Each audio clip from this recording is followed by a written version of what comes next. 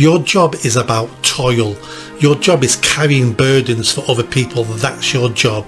Your job isn't nice and sweet and fluffy. Your job is doing all the dangerous, nasty, dirty stuff in society, and you're doing it for your wife and your children. It was Dana White. Yep. Who's the chair of UFC, and he was being interviewed by Bill Maher. No. And did you manage to watch it? I don't think so.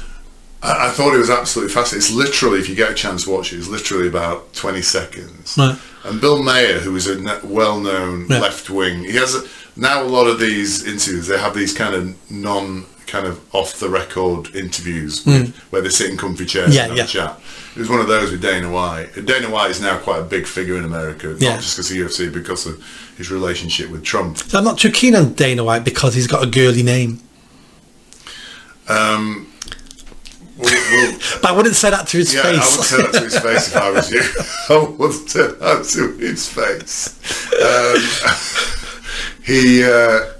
So Bill Maher is a very left-wing. You were talking about smoking marijuana. Yeah. Bill Maher's a bit like, but he's a left-wing progressive, a Democrat, who is becoming rapidly disenfranchised and disenchanted with what they do. So he started to move more towards the centre or to the centre-right in terms of his views, and he doesn't understand all the trans stuff. He doesn't understand all. He's anti-woke. He's anti-woke, basically. He's a left progressive anti-woke, which makes him a bit unique. I mean, what he says, which I think is right, is he hasn't actually changed his views. Yeah.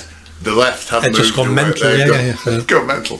So he was chatting, but he's still a little bit of a wimp. He hasn't got any kids. He smokes marijuana. He's a bit, woo-woo as well. Yeah. He still thinks Trump's a Nazi, and he goes off and tires like, just when I think you're coming to the light, you go back to the dark side. So my wife's followed him for years, and she likes him, but she now can't watch him anymore. Yeah. She's the same as you. She thinks she sees a glimmer when it's nearly there, and then he goes back. But he was interviewing Dana White, and he said to Dana White, what about your feelings? How do you feel about things? And he said, I have seen this. I did watch it when you sent it to me. And Dana White said, I'm not that man. I don't talk about my feelings. Yeah. And he said, fuck your feelings, know. And he said, men shouldn't talk. And he said, when I see men on talking about their feelings and all that sort of stuff, no, that isn't it. He said, I've got a wife, I've got kids. Yeah. I get up in the morning, I go to work, and earn money for my family, and I come back. I don't talk about my feelings. Yeah. I don't think about my feelings. He said, fuck your feelings, be a man. Yeah. And I thought, oh my God, at last. Yeah. Somebody's saying it like it should be, What he was saying, I was thinking, that's what I've been saying for years.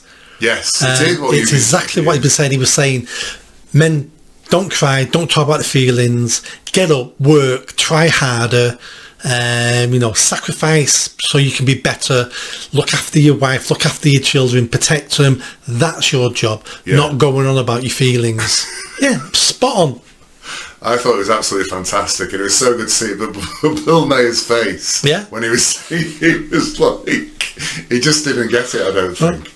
And it kind of goes back to what we talked about last week about the adult men are back in the room, aren't they? And this is a message to men. And I think it's a great message to young men as well. Yeah. Be a freaking man. Don't talk about your feelings. Get up, go to work, and make things happen. And protect your family, protect your partner, and your kids as well. Yeah. I thought it was fantastic. Be all you can be, because the only person holding you back is you. Yeah. And a couple hundred years ago, everything was holding you back. Society, how you were born, no education, rampant disease. Nothing's holding you back now in the West, especially in this country. The only thing stopping you being successful, and you get to judge what success is, no one else, but the only person holding you back is you as a man, and you need to kick out this woke, pathetic, I'm a victim as well. You're not a victim, you're a man. Your job is about toil. Your job is carrying burdens for other people. That's your job. Your job isn't nice and sweet and fluffy. Your job is doing all the dangerous, nasty, dirty stuff in society, and you're doing it for your wife and your children. That's what gets you up in the morning. That's what keeps you going, and that's why you risk your life for them, because they're more important. I'm sick of men talking about their feelings and being victims.